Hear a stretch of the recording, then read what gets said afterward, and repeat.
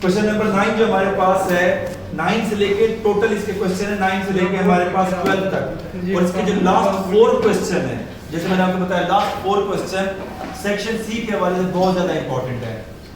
जो पहले 8 सवाल है इसमें से आता है, लेकिन अगर आता है तो मोस्टली 4 नंबर का आता है, कभी कभार 8 नंबर का आ जाता है, लेकिन जो लास्ट 4 क्वेश्चन आपको बता रहा हूँ ना 9 से लेकर 12 तक, इनमें मोस्टली 90% चांस है कि आपके पास एक सवाल सेक्शन सी में आ जाए, और ये थोड़े से मतलब टफ भी है as compare to first 8 question के।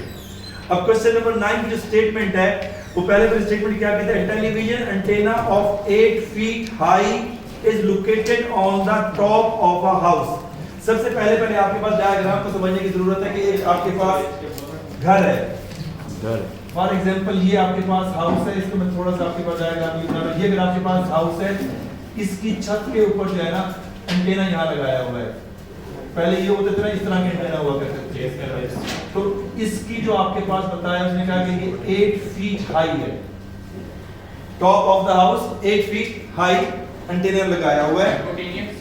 बेटा वो अभी देखते हैं ना, अभी सवाल की स्टेटमेंट स्टार्ट की फर्स्ट लाइन मैंने बताया, television antenna of 8 feet high is located on the top of the house, जिसके तहत ये डायग्राम बनी। उसके बाद आगे कहता है from a point on the ground the angle of elevation on the top of the house is 17 degree। वो कहते हैं ग्राउंड है, ये आपके पास सामने ग्राउंड है बेटा, इसके ऊपर कोई एक पॉइंट है, उस एक पॉइंट से जब टॉप ऑफ द हाउस को देखते हैं ना, ये टॉप ऑफ द हाउस, तो यहाँ पर उसका एंगल बन रहा है 17 डिग्री, ठीक है, एलिवेशन है। फिर उसके बाद दोबारा वो आपसे क्या कहता है, and the angle of elevation to the top of the antenna is 21.8, और जब वो आपके पास थोड़ा इसको देखता है ऊपर एंटेना के टॉप को, यहाँ जो एंगल बन रहा है वो यहाँ से लेके यहाँ तक जो एंगल जा रहा है पूरा वो है 21.8 डिग्री, और पूछ रहा है हाइट ऑफ द हाउस। बात स्टेट में समझ आए, एक एंटेना लगा हुआ है 8 फीट हाइट, एंटेना की हाइट हमें पता है, घर की हाइट हमें पता नहीं है। ग्राउंड पे किसी पॉइंट के ऊपर ठहरा हुआ बंदा, हमें नहीं पता कितनी दूर ठहरा हुआ, उसने बताया ग्राउंड पे किसी पॉइंट पर ठहरा हुआ, वो ये पॉइंट है आपके पास ए ऑफ ऑब्जर्वर। तो जब घर के टॉप को देखता है तो एंगल बन रहा है 17 डिग्री, और जब वो घर के छत के ऊपर एंटेना लगे उसको देखता है तो एंगल बन रहा है 21.8। तो कहता है कि आप बताओ what is the height of the house. ये आपके पास अगर मैं इसको ट्रायंगल का नाम दूं तो ए बी सी डी बन जाएंगे दो ट्रायंगल, और इसको मैं लेफ्ट हैंड एक्स कर लूं और ये हाइट ऑफ द हाउस को लेट y कर लूं तो वो y पूछ रहा है। इस तरह के क्वेश्चन जब भी आपके पास आएगा, क्वेश्चन नंबर 9 से लेकर 12 तक दो ट्रायंगल बनेंगे।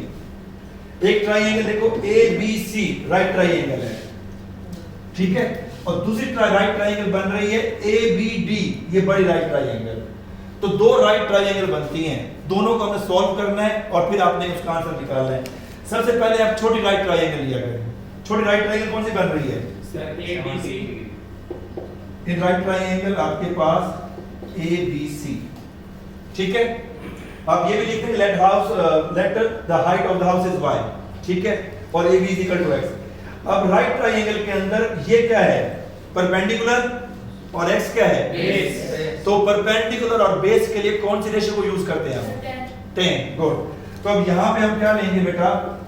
10 आपके पास 17 degree is equal to y over x, ठीक है।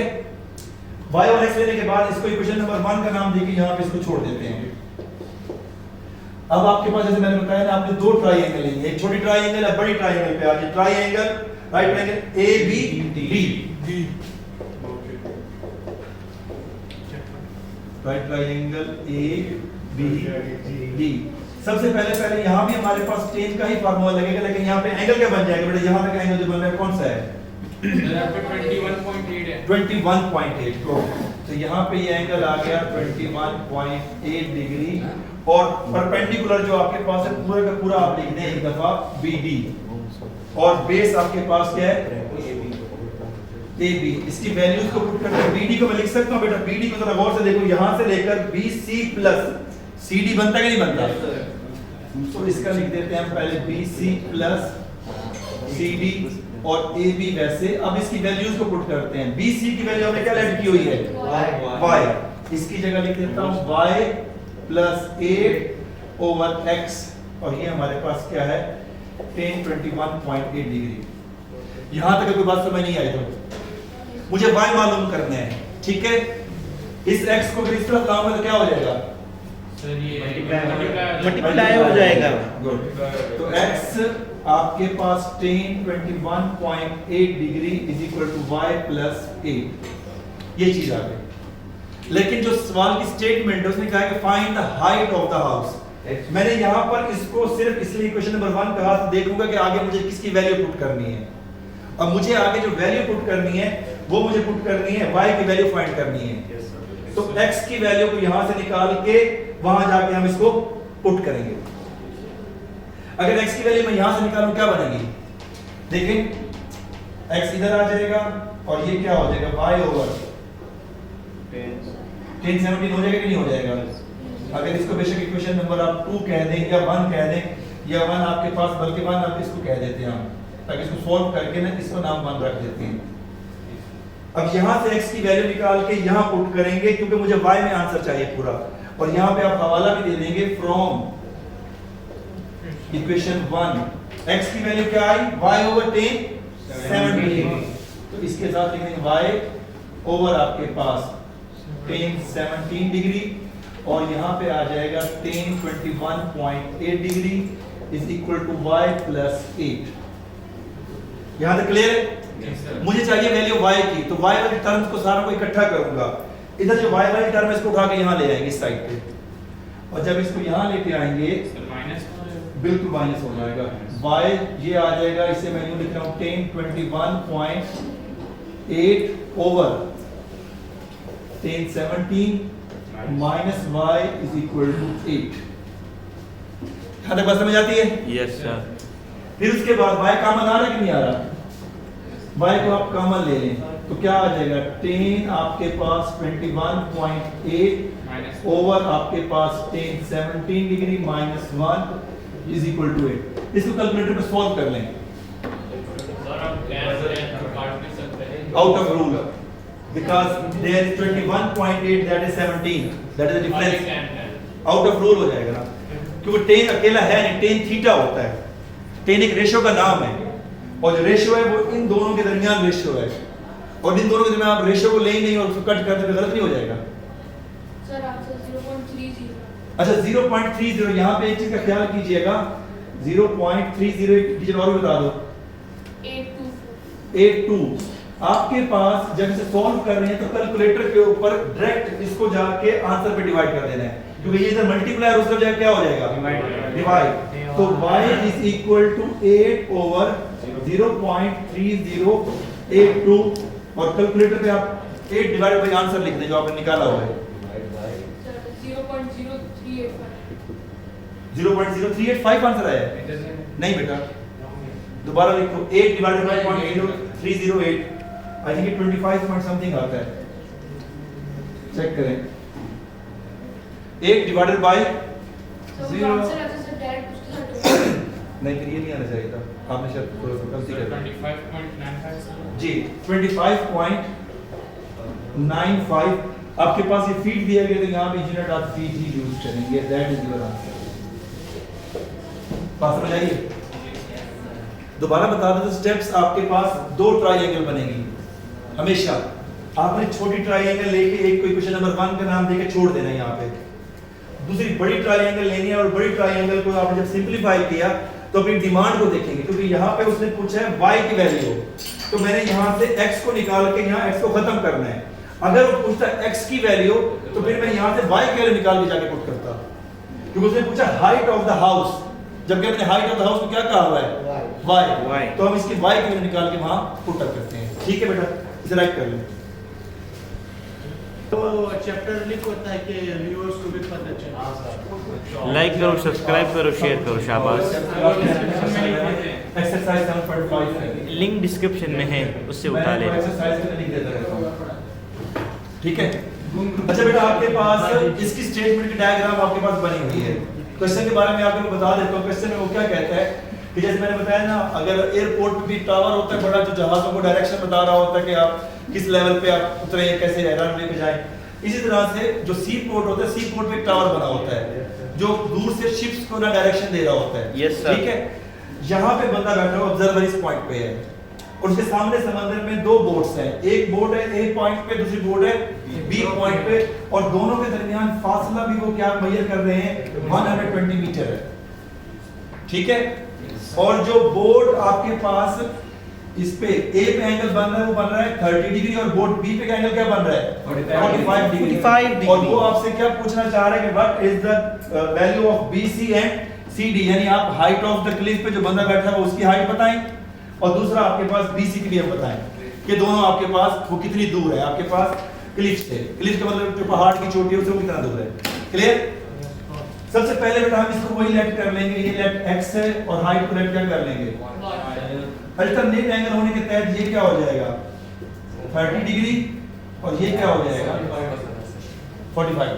सर इसमें तो फिर दोनों को फाइंड करना होगा x को। जी दोनों को फाइंड करना, दोनों को फाइंड करना। क्योंकि स्टेटमेंट के अंदर आपके पास उसने स्टेटमेंट में पूछा है calculate the distance BC and calculate the height CD, यानी BC भी फाइंड करना है और CD भी फाइंड करना है।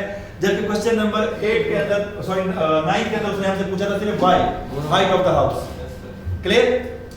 मैंने आपको क्या बताया सबसे पहले काम क्या किया करें, कौन सी ट्रायंगल लिया करेंगे सर पहले छोटी छोटी ट्रायंगल कौन सी बनती है बेटा सर ये BCD। Good, in right triangle आपके पास BCD ये ट्रायंगल, इसके अंदर आपके पास वही फार्मूला जो लग रहा है, रेशियो कौन से लगेगी tan 45 degree that is equal to, ठीक है। tan 45 की वैल्यू होती है 1, ठीक है, उसकी वैल्यू हमने 1 पुट कर दी और ये y over x cross multiplication किया तो x is equal to y, equation number 1 का नाम देंगे, इसको यहां छोड़ दें। अब आ जाए बड़ी ट्रायंगल के ऊपर, ठीक है, यहां तक आपके पास बात क्लियर है। अब आगे ऊपर लिखो बेटा, अब बड़ी ट्रायंगल है right triangle ACD,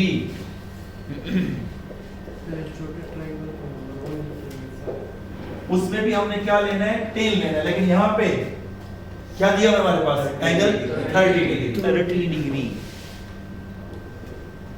is equal to, आपके पास यहाँ मैं लिखता हूँ एक दफा y को तो पूरा लिख देते हैं, नीचे आप लिख रहा हूँ AC, और AC के दो टुकड़े बन रहे हैं बेटा, और से देखो तो AB प्लस BC, तो इसे लिख सकते हैं y is equal to AB plus BC। Values को पुट करते हैं, यहाँ पे आपके पास tan 30 की वैल्यू होता है 1/√3 टेबल के तहत। कैलकुलेटर जब ये वैल्यू निकालेंगे ना तो कैलकुलेटर पे आपके पास आएगा 3√3, कैलकुलेटर जब निकालेंगे ना तो वो ये वैल्यू देता है 3√3, क्योंकि कैलकुलेटर इसको सॉल्व करके देता है, इसको रूट से मल्टीप्लाई डिवाइड करके, तो लिहाजा इस बात का ख्याल करना कि कैलकुलेटर को यूज कर रहे हैं, ठीक है। और ये आपके पास y आ जाएगा, AB की वैल्यू हमारे पास क्या है 120 प्लस x, क्रॉस मल्टीप्लिकेशन करते हैं 120 plus x is equal to 3√y। यहां तक कोई अगर बात समझ नहीं आई क्वेश्चन नंबर 2 के अंदर तो you can ask the question. अब हमने मालूम करना है x और y की वैल्यू, आपकी मर्जी है पहले जिसकी वैल्यू भी निकाल लें, क्योंकि x इज इक्वल टू क्या दिया हुआ है y, तो हम आप जिसकी वैल्यू निकालना चाहे आप निकाल सकते हैं।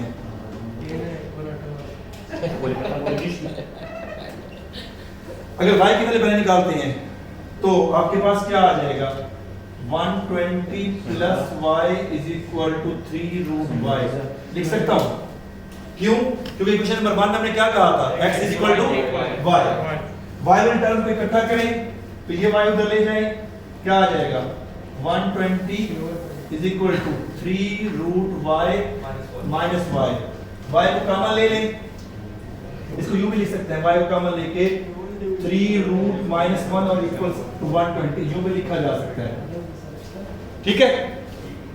हमें y की वैल्यू चाहिए ना, तो y की वैल्यू के लिए क्या करेंगे बेटा डिवाइड करेंगे, बिल्कुल कैलकुलेटर लें और उस पर डिवाइड करने का आंसर आता है, मुझे बताएं, वो y की वैल्यू आ जाएगी सर 60 प्लस 60 एसडी का बटन प्रेस करो,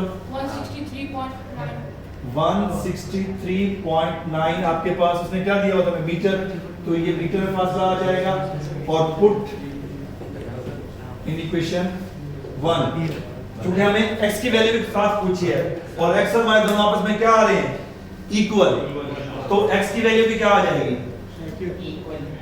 163.9 metre, that is your answer.